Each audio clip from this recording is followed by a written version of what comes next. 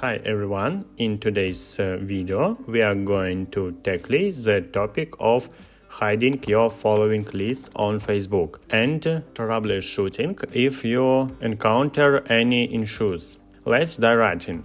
First, head to the menu section and click on the Settings button located at the top right corner. From there, navigate to the Privacy Checkup and tap on Who can see what's your share. Click Continue.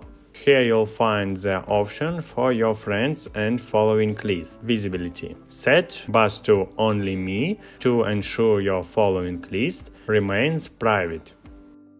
Now, if you encounter any difficulties in doing so, here's what you can try. Ensure your Facebook application is updated. Is not updated from your App Store. Restart your phone to refresh the system. Head to your phone settings and search for App Management. Look for Facebook in the list. In the Facebook settings, click on the Force Stops button to terminate the app.